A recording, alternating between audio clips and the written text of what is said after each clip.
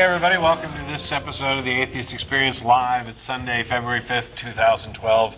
I'm Matt Dillahunty, and Martin couldn't make it today, and so we are all blessed with the presence of my lovely wife, Beth Presswood. Thank you, honey, for volunteering at the last minute to do the show. How are you? I'm just fine. You're just fine? A minute ago you said you were mad. You're mad and just fine? Well, we're going to have fun. Hopefully, all the lines are full despite it being like Super Bowl Sunday. I don't know what time the game starts, so it may not have any impact at all. But let's get the announcements out of the way really quick. This is a live public access television program sponsored by the Atheist Community of Austin. You can find out more about the ACA at our website, www.atheist-community.org. There's a frequently asked questions page there, along with information, a calendar of events, and information on how to contact us, including our email address. For this show, it's tv@atheist-community.org, or is it? Yes, it is. It's tv@atheist-community.org. And you can find out more about the show at atheist-experience.com. There's a website up for that show, and in addition to this program, the ACA also sponsors two internet-only audio podcasts, The Nonprofits and Godless Bitches. Nonprofits is on, yes, I know we just got back from a hiatus, but we're on a hiatus for the month of February because I have to move.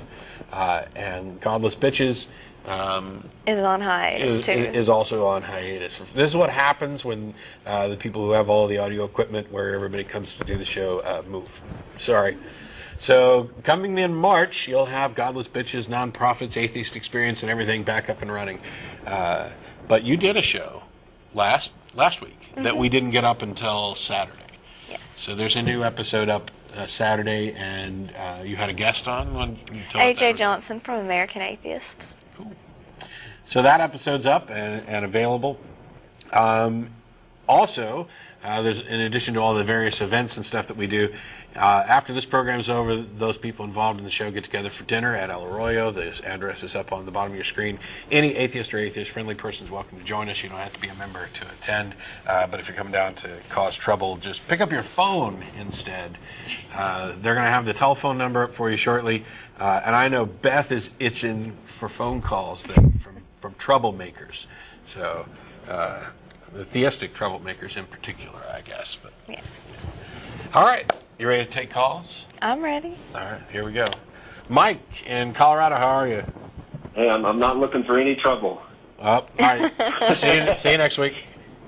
All right. I feel like I'm in a movie. I'm the new kid who just walked into town, and people are like, "You looking for trouble?" Yeah, with a capital T. Hey, first, I just want to clarify before I ask my question exactly what your position would be on this, because I imagine atheists would have different positions on this. So would you say that when two people have a disagreement over the existence of something, that the person who is proposing that thing exists, he has the burden of proof? Yes. Yeah. Okay. Well, see, I was wondering, like, in the atheist-theist debates, I mean, I've never seen this. I was wondering what your response would be. I mean, how come the theist doesn't just switch it and say, okay, this atheist over here is proposing that there exists a universe that was created by naturalist, properties, and I'm denying the existence of that universe. Therefore, all the burden of proof's on him. And then you could just go back and forth and back and forth. Well, they try to do stuff like that all the time, but I'm not proposing that there's a universe that was created by naturalistic explanations. I'm proposing that there's a universe, which me and the theist agree on, and while we don't have a full understanding and explanation for the origins of that universe, and we don't pretend to, we're investigating it through methodological naturalism because that's all we can do. They are, in fact, proposing that they know the answer and offering it up. And so they have the burden of proof. Now, to the extent that we would propose a natural explanation for the universe, yeah, we have a burden of proof, and that's what science attempts to meet. Okay, I'm kind of... Okay, so but as an atheist, are you saying you do or do not propose that there does exist a universe that was created by solely naturalistic means? No, I'm not proposing that it's solely. I happen to think that that's true, But actually, this has nothing to do with my atheism, by the way. I don't do this as an atheist. My position on the origins of the universe is, it's much like my atheism, is the result of skepticism and critical examination of scientific evidence. I guess let me ask you this. I guess there could be a difference between saying that the universe was created by naturalistic properties and saying that the universe was not created by God, right? Those wouldn't be the exact same statements, right? Yes, they would not be the exact same statements. Okay, well, I guess I could have been more clear then. So what if the theist just says, well, this atheist over here is proposing that, there exists a universe that was not created by God, therefore he believes in the existence of that thing, therefore he has all the burden of proof. Because atheism isn't necessarily the assertion that the universe was not created by God. It's the rejection of the claim that it was, or among other claims about gods. But wouldn't all atheists believe that the universe was not created by God? Yes, I would say that all atheists would believe that the universe was not created by God. Yeah, well, I mean, and that's my question then. Oh, good. Because that's the default position. Well, what makes that the default position? Well, all right, no, we have the not in the wrong place there. It's not so much that atheists would believe that the universe was not created by God, it's that atheists do not believe that the universe was created by God. There you go. Okay. But isn't that, but that's the same thing as saying that atheists are proposing that there does not exist a universe that was created by God. No, it doesn't. No, it doesn't. You don't get to just jump to the contrapositive and keep running. Okay, what's the difference between the two statements? Sure. Okay, here we'll go back to the easiest analogy possible. It's my favorite. You're on trial for murder. It is a fact that you are either guilty or innocent, correct? You mean that I did or didn't do it, or that I'll be found? No. That you are, in fact, either guilty or innocent. That those are the only two options. You either did the murder or you didn't. Yes. Okay. Now, we don't ask the jury to consider both of those issues. We ask them to consider the question of guilt. And juries either vote guilty or not guilty. They don't vote guilty or innocent. And so the burden of proof is on those that are asserting, the prosecution in this case, that you're guilty. Now, atheists are the jurors who are voting not guilty. Some of them may actually be convinced that you are innocent, but that's not a requirement, and it's not anything that has to be defended. It's because of where the burden of proof is established. And so, as an atheist, at a minimum, you're saying not guilty, or you're saying, I do not accept this claim that a God exists. There are atheists, like myself, who go a step further and actually believe that there are no gods. But that's not something that we, have a burden of proof for. Now, if my goal was to convince somebody of that, then I would adopt, anytime you make an assertion about something like that, you adopt a burden of proof. So if I tell you I believe he's innocent, okay, and I can't prove it, well, then I'm done, and there's no point in discussing it. But if I think if I want to try to convince somebody else that he's innocent, then I can make a case for that, and I either meet my burden of proof or I don't.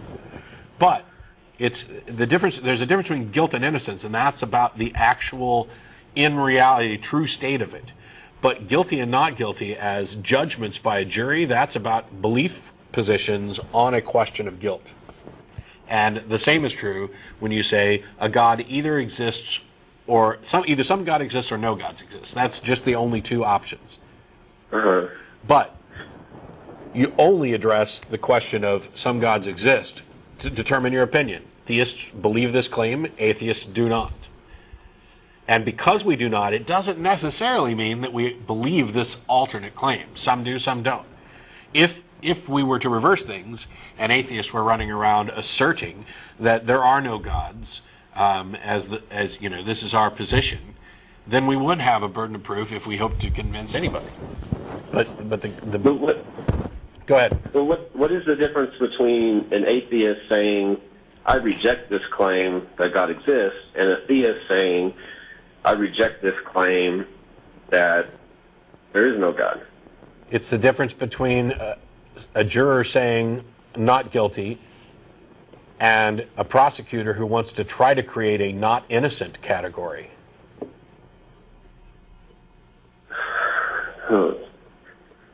I got a legal background, so I think that analogy is kind of, I'm thinking a little too much on it. Do you have another, like, oh, okay, I was thinking about this.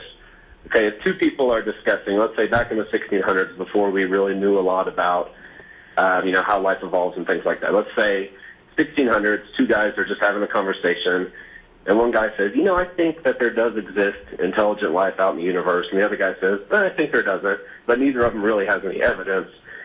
How come all the burden of proof is on the one guy who thinks that there does exist intelligent life? I mean, it seems to me like it would just kind of be a wash. Like neither of them, like they should both have burden of proof, right? Well, if they're both, if your example is one is asserting that there is and one is asserting that there isn't, then sure. That's because one of them is asserting guilt and one of them is asserting innocence, to go back to the previous analogy. Well, see, I don't think, but guilt and innocent, you're ignoring either way. You're ignoring the default position, and the default position is a matter of existence. We take the world that we know of, and the one who's adding something to that has a burden of proof. I know about this much of the world, and you're asserting something outside of that is true and should be considered part of this world. You have that burden of proof. It's like it's your other life on other planets. What's the default position? The default position is to not accept that there is life on other planets until there's evidence for it. That doesn't do anything, by the way, to stop us from thinking that it's possible or interesting or exploring it. It's what encourages us to actually go get the evidence to find out what the truth might be. Yeah. Yes, I think so. What about, a long time ago, somebody sails, find a giant, mass of land. So the default position would be that there does not exist any animals on that land. But, if you haven't seen any yet, that's the default position because you're denying existence. No. Ooh, now you lost me. A lot of this comes down to where you're actually sticking the not in the sentence, to not believe or to believe that there's not. If you find land, you have to give more information about what you've actually found, because okay, you and me, let me finish. Let me 300 BC or something. We come across a large landmass. We don't see any animals yet, but I say I bet there exists animals on the land. You say I deny the existence of animals on that land. So you have the default position, right? No, I wouldn't. Okay, I'm assuming in your hypothetical that we're on Earth and we are in a sailboat somewhere and we spot land, right? Yeah. Okay, do we see trees? Okay, yeah, I guess you could say large land animals. Yeah, then we don't have it's like 300 BC or something, so we don't really know about, let's say, large land animals. I don't care about large land animals. Do we see trees? Yeah. Okay, so upon discovery, we already have evidence about the state of that place, and we take that evidence in conjunction with everything else that we know about Earth and the fact that life is prolific throughout Earth, and it's not unreasonable to say that it's likely that there are animals on this particular thing. It's much the same way that if we search the galaxy, we find a planet that is very Earth-like, we can say, hey, it's likely, based on what we know, that life either has or will evolve in the past or will in the future evolve here. But, we haven't confirmed that it's actually true until there's direct evidence for it. But we don't necessarily have to have absolute confirmation for everything. We can believe things to different degrees of certainty, and we should always apportion our belief to the evidence that supports it. But the default position is not, you're making this something it's not. That it's as if that we're just staunch cynics who are rejecting every possibility until we've got evidence for it. And we're rejecting claims until there's evidence, but it's not this blind cynicism of, we stumbled across an island. I think there's probably animals over there. Okay, cool. Let's go find out. Well, you don't believe there's animals there? Well, I don't believe it yet, but I agree with you that it's likely that there's animals there. It's the same way I agree with scientists that as big as the universe is, and from what we do know about the way life forms, it's almost absurd to think that there's not life of some sort somewhere else in the universe. And therefore I think it's really likely. But I don't know it to be true yet. Yeah. So if you had to kind of succinctly state the atheist position as far as like what the default position is, you'd say it's not an atheist position on the default anything. This is Logic 101. This is not anything having to do with atheism. The default position is the default position, irrespective of your religious beliefs. Okay. Would you say that it is, until there's any evidence to the contrary, the default position is that you would deny? I don't want to. Here, let me do this real quick. The default position is not to accept a claim until there's sufficient evidence in support of it.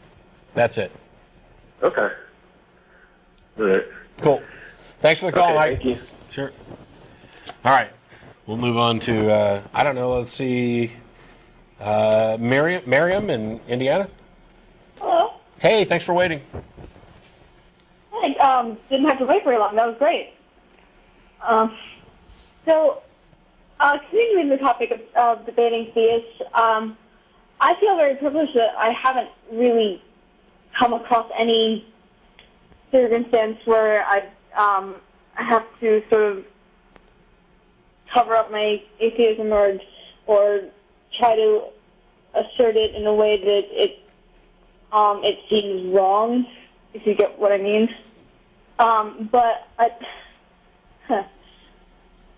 But I'm sort of worried in case I do get into an argument with a theist that I won't be prepared enough. And the thing I'm most worried about is the argument getting too negative. So I'm just wondering when to stop talking to see that it's sort of futile, and how to stop so it doesn't look like I'm backing out or being cowardly or anything like that. Stop whenever it's not fun anymore. That's what I've learned. Sometimes arguing with theists can wear you out. Mm-hmm. They just keep coming. I've learned that because we get a lot of emails from godless bitches and everything. It's not for everybody, and it's not for all the time. If you need to take a break for your own sanity, and you're up sitting on the computer at 2 o'clock in the morning on some forum trying to get these theists to realize that they're wrong, that's not a great life. But if you do want to debate, it can get ugly sometimes. Just learn the arguments, watch the show, and try to have fun with it, and try not to get too personally involved with it. I'd also say that if you're concerned that, how do I walk away without them thinking that they've won? Good luck with that, because they're going to think that you can be the absolute best debater on the planet, and they're going to walk away thinking that they've won, and there are going to be people who agree with them. I would reference you back to the quasi-debate that what was his name, Matt Slick called in to discuss the transcendental argument for the existence of God. He walked away thinking he won. I don't know. He still talks about it. Yeah, you can look at the first debate that I did at UMBC against an Orthodox priest. Of course, every atheist that I know has been like, oh, you kicked ass in that debate, and so clearly won. And yet the very next day or a couple days later, that priest is on some Orthodox radio show or podcast, and they're all declaring victory and talking about how I wasn't prepared. If you spend your time worrying about whether or not the person you're having a conversation with is going to think less of you for ending a conversation that you're not comfortable with, you'll go mad, because it's always going to happen. And what about how I end it without them thinking that I'm insulting them? Just tell them you're done. Tell them you have better things to do than be on the internet with them. Or in person too. I mean, it's one of those things where I think you can always simply say, you know, this is getting, you know, more heated than I'm comfortable with or than I want. You know, my goal isn't to sit here and insult you, and I don't know that we're making any headway, so we'll move on. I've ended email discussions like that. You know, there may not be an easy solution. These are issues that people take very personally, and they're big issues and they're important, and not everybody is equipped. You know, either with the information to really represent their position well, and in some cases you're just not equipped with I don't know, the chutzpah, I guess, to actually do it. But you know, letting them know that you care about the relationship outside of the argument, and that you want to stop this before it, you know, has an impact on the relationship. If they can't appreciate that, then I don't care about the relationship anymore. All right. Well, thank you. Cool. Thanks for calling. Bye. Bye. So we got a couple lines open. I'm betting we don't get too many theistic callers today because they're probably drinking beer and watching football.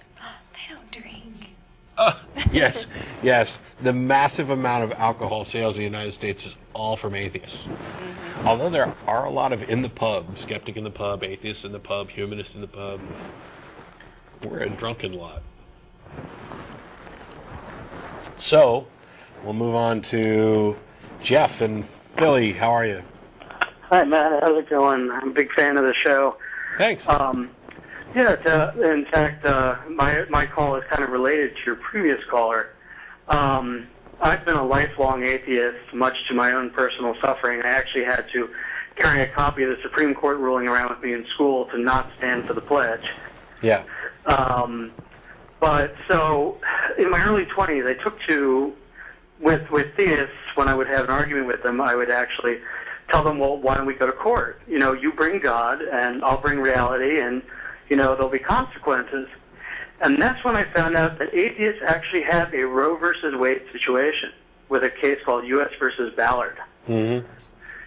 U.S. versus Ballard was a case where a preacher was scamming people through the mail, and the upshot of the whole case is that if someone truly believes something, you cannot charge them criminally for it. Basically, you cannot challenge religion in a criminal court. So that's how the Scientologists get away with it. That's how the Mormons get away with it. I mean, Joseph Smith was prosecuted for essentially the distorted Mormonism, and then he changed it to a religion, and all of it's legal. So, and a lot of atheists don't even know about this. I'm not sure that that's actually what U.S. v. Ballard actually establishes as precedent.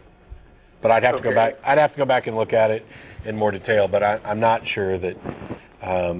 Now we already have Supreme Court, you know, establishing that the truth is, you know, always a defense. But whether or not somebody sincerely believes something, I'm virtually certain that they're not protected from prosecution for that. I mean, that's just. Well, I'm looking at the Wikipedia entry right now as a quick reference, and the reason why it was tossed back was because it said it got too close to looking at the actual truth of religion. And, you know, personally, I see the solution to religion is, you know, to take them to court and make them bring God. You know, I'm anti-theistic in that aspect. That I want religion eliminated. I don't see it. I mean, this idea has been toyed around with before. There's even movies about it. I don't see where you accomplish anything when you're talking about people who believe, in many cases, that you know, it's all magical thinking and this is all God's will. And I mean, what good does it do to bring? You know, you can't force God into court. There's a reason we don't allow spectral evidence anymore. So, I mean, it's an interesting idea that people have toyed with a number of times, but I don't see that there's any real value to actually kind of move in that direction. Well, I think that the value is by simply eliminating Sunday schools and churches and all those other things that we break the viral cycle of religion being implanted as much as humanly possible. And see, I'm actively opposed to legislating the elimination of those things. I think it's a violation of the Constitution to attempt to legislate the end of churches. And I'll fight anybody who tries to do it. No, I respect how you feel on that, but sometimes, you know, sometimes people have to be made to do things that they don't want to do. Really? You know, who wants to pay taxes? Really? I mean, okay, you need a constitutional amendment first before what you're saying would actually be viable, something that completely erases the First Amendment and several others. And so I'm actually a fan of the First Amendment, and what you're proposing is the elimination of it. No, I'm proposing simply that in order to have a religion, you have to prove it. No, that's the elimination of the First Amendment. Well, then it'd be just what I'm saying is that if it's in order to be a religion, it has to be proven. If you want to have a business, then you're subject to truth and advertising laws, taxation, and all the other stuff. Sure, and I'm a fan of actually enforcing those laws and extending it to claims about, you know. But truth and advertising would include that they have to prove that there's an afterlife, and that God is watching, and et cetera, et cetera, et cetera. Okay. So, you know, it boils down to the same thing. You know, the end result is the goal, not necessarily the path to it. No. That's the way I feel. No, I completely reject that as a horrific statement. The ends do not always justify the means. Well, I didn't say they did. What I said is... Yes, you did. You said what matters is the result. Is that however that goal is reached, not necessarily through an abhorrent method, but like Al Capone was arrested for tax evasion, not for running bootleg liquor and killing people. You know? What you said was that the goal is reached is what's important. I agree. I phrased it poorly. Okay. Basically, as long as it is a legal and ethical means of reaching it. Sure, and you're not proposing a legal method right now, and I'd argue that that method's unethical too. Why is it unethical to stop people from being defrauded? Because first of all, that's not the whole ball of wax with regard to religion. I mean, don't get me wrong, I think they're wrong. And I think they're encouraging a delusion, but this is not, and yes, there's no denying that religions by and large can be viewed as big businesses, but I can also walk into whatever church I want anytime without actually donating anything, without buying anything, because we're talking about ideas here, and that's what the First Amendment is protecting. There are limitations that churches have with regard to businesses, and I think we should do a better job of enforcing those things. But simply, legislating the end of religion is, I mean, it's an outright violation of the Constitution, and I would say that it's unethical, because one of the things about getting rid of religion is people asked before, well, when you get rid of this, what takes its place? And we've mentioned that when you get rid of the cancer, what takes its place? You're healed, you're cured. But by and large, we know that this isn't the case. For people who have traumatically had their religious beliefs kind of taken away or shockingly removed for them, they haven't been given the tools to come up with a worldview, a secular worldview, that actually benefits them. Moreover, though, we're talking about the sanctity of people's minds. You cannot legislate what people do and don't believe. It's pointless. You can stop them from, say, not inoculating their children. Sure. You know? Yes. And in this case, we would be inoculating them against delusional thought during the most important developmental time of their lives. You know, give me a child before 7, I'll give you the man. We can keep, yes, we have laws already, and we should do more to enforce those laws to keep people who don't want to, vaccinate their kids to do so. Right, but I'm saying we should vaccinate them against religion by saying no Sunday school, no church, no nothing. Yeah. No before 18. Boy, I'm glad I don't live in the country. Smoke the weed of church all you want. I'm glad I don't live in the country that you wish we lived in, because you wouldn't be able to teach your kids. Sure I would, because I'm not teaching them religion. You're teaching them religion's wrong. No, I'm Can you teaching prove them that? Can you prove that? It's delusional.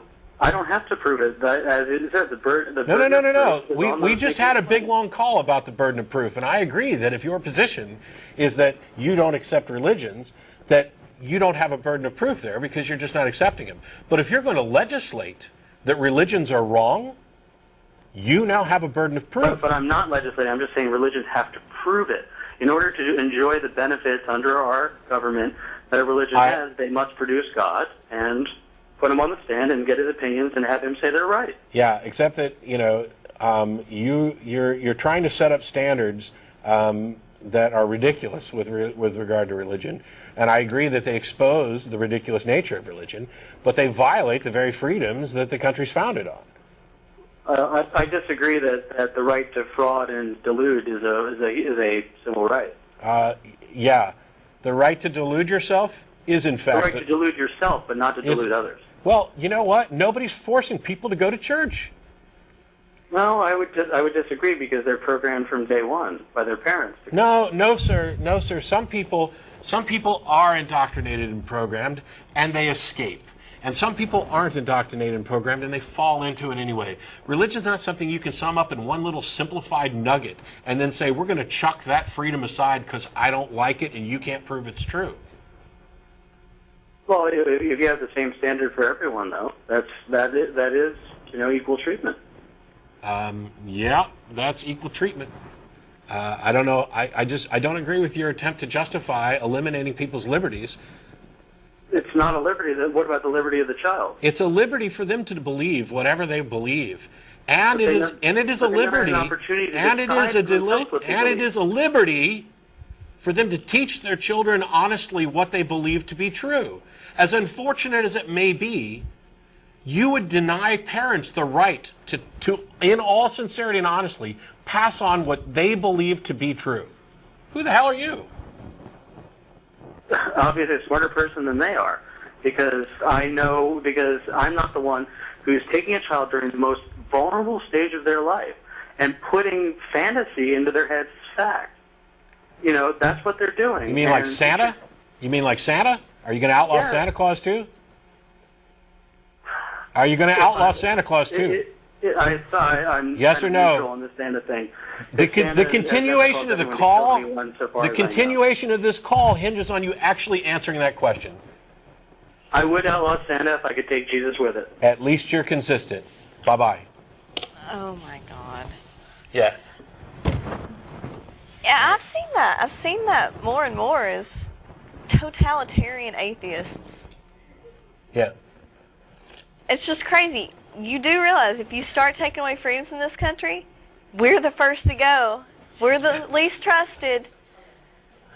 I agree with him on how we go about, that there is a burden of proof, and there's some requirement to establish this, and that we should make sure that people aren't, indoctrinating people, that they're not misusing, that they're not using religious indoctrination to defraud people. I think I think churches should not be tax exempt. I think they should have open books. I think we should have severe limitations on what they can and can't do, specifically for these reasons. But I also believe that it is batshit crazy, just as it is for theists, to pretend that you can attempt to legislate what's in somebody's mind.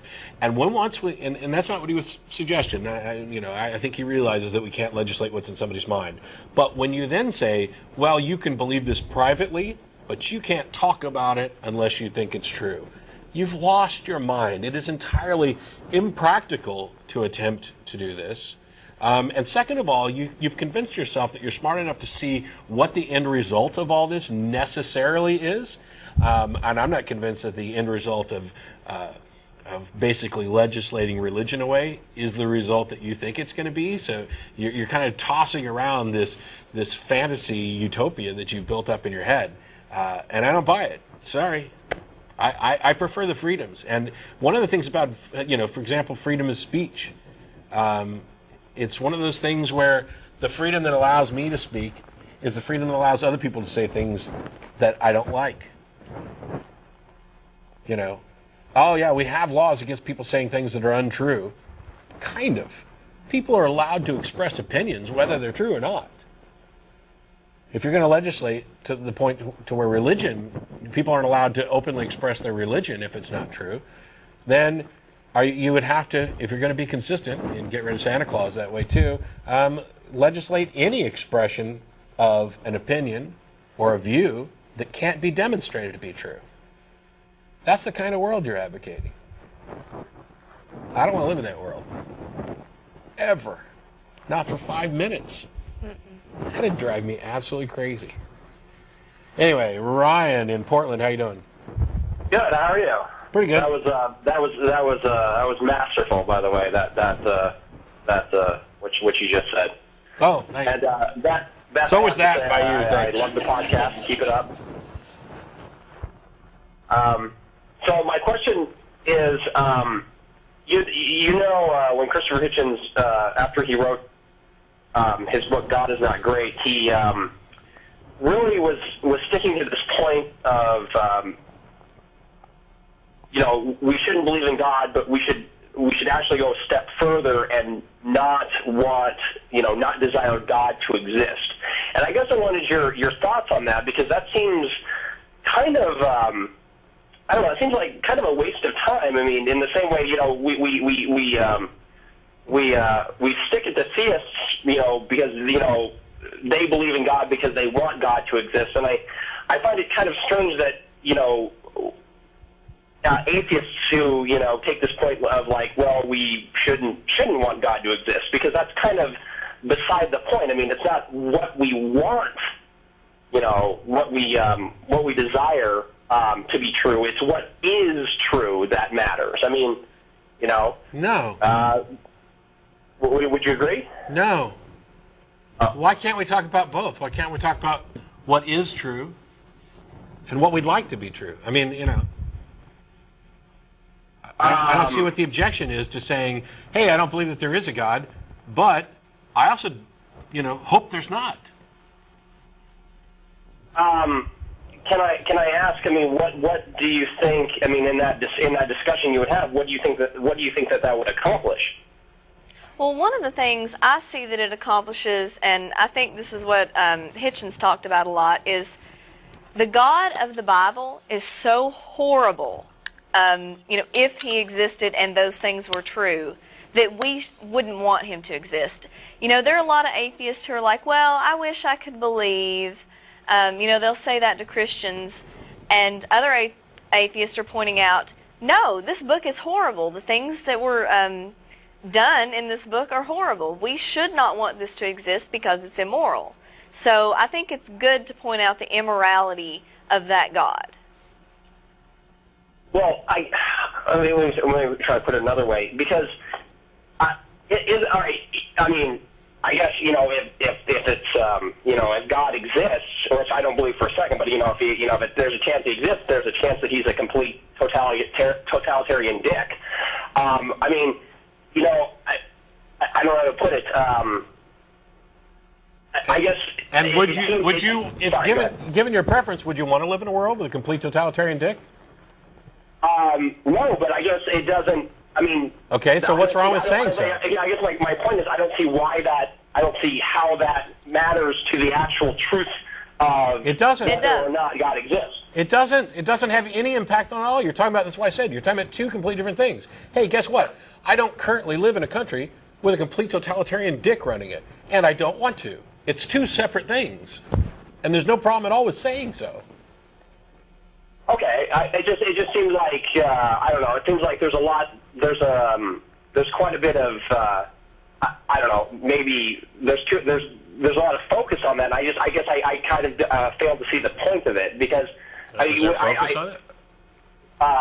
I feel we should be focusing on what we know and what we can know, and although maybe what we desire is important, but I mean when it comes to those two seem to seem to want to overlap when they shouldn't. I guess is my point. Well, I don't know where you're seeing this, but generally the only time I've seen atheists talk about, what they want as far as God is when they're specifically discussing the morality of Christianity or even the morality of Islam or another religion. That's about the only time I see atheists bring it up. And actually, I think Beth's point before was probably the best point, and that is there's so many times that we've heard of non-believers who say things like, "I really wish it was true. I wish I could believe." that I think it makes it even more important to point out to them why they should wish the opposite. I mean, yeah, wishing doesn't have any impact on reality, on what's actually true. We're not asserting that at all. But it tells a lot about who you are, your desires, and your preferences. And so when Christopher Hitchens talks about what an absolute travesty it would be if we lived in the kind of world where there was some sky daddy peeking in on all of our private thoughts and actions, and how he would sincerely hope that weren't true, he's expressing an element of his character and what kind of world he wants, maybe that God exists, and that would be horrific. Okay. Yeah. All right. All right, well, thank you. Sure. Yeah, it doesn't have any bearing on the truth of the situation. There are lots of things that are true that I don't want to be true, but I still accept them and deal with them. That's a That's good the point. Yeah. What's true that you don't want to be true? That I have to go to work tomorrow. Yes. See. It's easy. It's just well, you don't have to go to work tomorrow. Well, I'll get fired if I don't go to work. You wish it was true that you could make money without having to actually do the work. Yes. Yeah. I'm in favor of that. We got Mark in Canada. How are you? Hi, Matt and Beth.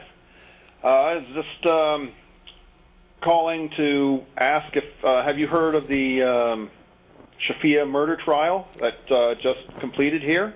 No, I don't know a thing about it. Really? Really? Isn't this guy? Isn't this the one? He killed his daughter. He and his wife and sons killed their daughter. Yeah, 3 daughters and his first wife. Because they were becoming too modern Westernized. and westernized. Yeah. Is there a result to the trial? Yes, came down last week, and it was guilty 4 counts of first-degree murder. Outstanding. I mean, if he did it, I'm glad they came to the right result. Is there a lot of questioning about whether he did it? No, not really. But I was just curious as to your opinion of this kind of thing. About honor killing? I think we're against it. I think we're pretty much against killing, but honor killing, is one of the most disgusting aspects of this particular religion and this particular style of religion. It kind of, it's a two-edged sword. I mean, I'm never glad to hear that happen, but I'm certainly glad to hear that somebody's been caught and prosecuted, because a number of people who are actually in other countries subjected to these types of things and get away with these types of things, it's just scary. I'm absolutely for governments cracking down on honor killing more. Yeah. Yes, that was something. It had me heavy on my mind. It actually only took place 5 miles from where I'm now. So wow. I was just curious close about your opinion about it. Yeah, that's close. I don't have all the details of this one. I have heard a little bit about it. I've been listening to. We got XM satellite radio in the car, and so I'm on CNN, MSNBC, and Fox News all the time. And so I've heard bits and pieces of this recently. I wasn't aware that there was a result. What was has the penalty phase of the trial occurred? Actually, the sentence is mandatory: life imprisonment without parole for 25 years. So was he actually 25 years. Was he actually convicted of honor killing? Is there like a special code, like a hate crime? No, it's just counts as first-degree murder. Yep. Okay.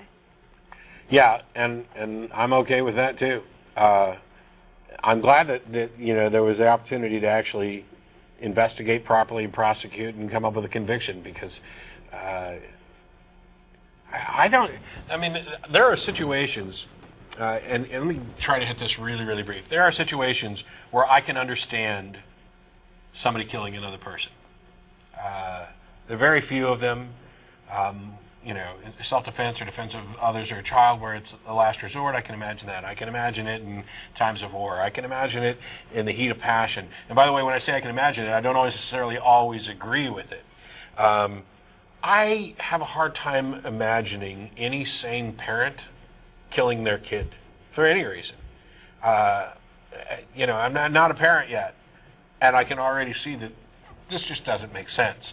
And so when you talk about, in this case, a parent who not only killed their kid, but did it in a way that they thought was honorable and justified for good reasons, you're seeing just how powerful religious ideas can be. It's the same thing we've talked about before, Andrea Yates and others who have, you know, killed their kids or chopped up their kids or drowned their kids and whatever else, because they thought that was the right thing to do according to their religion, which in this case was Christianity. And there are Christians who go, well, that has nothing to do with Christianity. That's absurd. No true yes, Christian. And so you see since this. it's come out, there have been, word from Muslim groups and whatnot condemning it. So I guess it's similar. And it's a big fat lie. It's a lie when Muslims do it. It's a lie when Christians do it. Because the fact of the matter is, if the Christian paradigm was correct, if the Christian model was correct, then killing your kids before they have the opportunity to go bad. I mean, granted, there's the debate over original sin. So if you're of the Christians who think that, yes, babies are born bad, and so all of them that die before actually finding out about Jesus and changing, they all go to hell, which I think is a morally corrupt system already. If you're in the Christian camp that, you're born with original sin, but there's some grace period or whatever where you get to come around to your particular soteriological kind of method of finding Jesus or whatever. If you're in that camp, then the absolute most loving action you could ever do is to kill your kids. If it was true, if the model was true, then it would be better for you to kill your kids and send them to heaven rather than risk them being poisoned by Satan's world. I mean, if that model is true, that's an act of love. And what we see is when people know this, and so when they see it, they denounce it immediately because it conflicts with what they really know love to be. And when the Muslims come out and say, well, there's nothing that justifies honor killings. Well, there may not be. I'm not familiar enough with the Quran to know if there's an actual verse that describes the methods for honor killing, murdering your kids. Let's just say. What I do know is that, given the model and the sort of there is a way to look at some language in those religions that make that justifiable within that context. And what they're doing is they're picking and choosing verses that either support it or go opposed to it and taking what they like. And I'm thrilled that modern Muslims, modern Christians are willing to disregard their roots and willing to take a softer interpretation and willing to say that this isn't who we are, this isn't who we want to be. Congratulations. I mean, you guys have broken free of part of the shackles of your religion and stepped into the Enlightenment era. But unfortunately, they all serve as a legitimizer for that fundamentalist sect, because they're pointing to the same holy book, the same things, and they're the ones who have departed from orthodoxy. They're the ones who have departed from the model. You take a look at, I love the fact that there are gay churches where the clergy are gay, they do gay weddings, they have gay parishioners, and they're Christians. I put air quotes on it almost instinctively, because when I was a Christian, there's no way I would have considered that to be Christian. And that's the truth. From a biblical standpoint, they're wrong. I mean, they don't have a leg to stand on. But I'm happy that they have gone ahead and said, you know what? We don't care if we have a leg to stand on. We're going to improve this because we have come to a better understanding of what love actually is. And if I can make use of Beth's situation, because we've had this conversation a number of times. There's an individual in her family, I don't know how specific you want to get, but who will send her messages. We love you, we're praying for God to bring you back, we love you, we love you. That person doesn't have the first clue what love is, because all of their other actions towards her are the exact antithesis of love. That is seems how almost like a bank trying to you leave the bank and they'll send you letters. Come on back to our bank. Kind of you were our favorite customer. Please come back. Please come back. It's all about them and what benefit they're actually getting from it. My parents have a much and your parents have a much better understanding of love than this individual that we're talking about, because they had to come to, my parents, for example, had to come to grips with the fact that while I am evidently, in their opinion, working for Satan, I'm still the good person, or the boy that they raised, that they love, and so they set that stuff aside, and we actually have a good relationship. There are other people who love is a weapon. Love is an angry term that they throw out to hide their own insecurities and their own discomfort, and to try to guilt people into conforming. I'm sorry, I'm getting a little over the top because this woman is a Nazi. Anyway, we got other calls real quick, and we're almost out of time. I appreciate the call. Thanks so much. Okay, thanks a lot, Matt. Yep. And I've been directed to move over here to Ed in Austin. How are you? Hi. Hi. Am I on? You're on the air. This is Matt and Beth. Hey, man, this is your buddy Ed, Matt. And I told myself I'm not going to call you again, but I'm still watching the show. And I just wanted to make one point about comparing the honor killing in Canada with with Andrea Yates and the kind of stuff that sometimes goes on in the wacky side of Christianity. And that there is a difference in that honor killings are political. They say their families are becoming Americanized, but that's really code words for liberal, more liberal. Sure. And that's not what really happened with Andrea Yates. I don't remember all the facts. I didn't say I did. I think she was more like mentally ill and more one of those things like it's a wicked world and my kids can't go to hell or whatever kind of thing, which is kind of insanity. How is that different from a Muslim who thinks that this is a wicked world and it's wicked for his daughters to become more westernized? Well, there is a little bit of a parallel there. But that's it. That's all I was saying. Yeah, but with the Islamic thing, and I'm not going to bash Islam because I know there are a lot of progressive Islamic people who are afraid to speak out, basically, because of the violence inherent in fundamentalism. And but I think it's just a little bit, there is a big difference. There's not, I think I've made my point already, and I've called before, and I do feel like that I disagree with you on the issue of that progressive religion somehow encourages fundamentalist religion. It does, I didn't say encourages. Well, you said that in the past. Okay, well then let me correct it. Beth, go ahead. It shields it. What is that? It legitimizes it. It serves as a legitimizer and a shield for it, because guess what? The crazy fundamentalist, snake-handling Pentecostal in the woods of North Carolina uses the exact same Bible that the gay church in San Francisco uses. They appeal to the same God, the same world model of reality with regard to sin and all these things. And no, so I the don't most... agree with that at all. You don't agree to that? No, I think there's basically Have they got two a different worldviews, Bible? And one is, to make it as brief as possible, there's a worldview that we're evolving, that we're moving forward, and what Jesus may have called the kingdom come, which is something entirely on earth.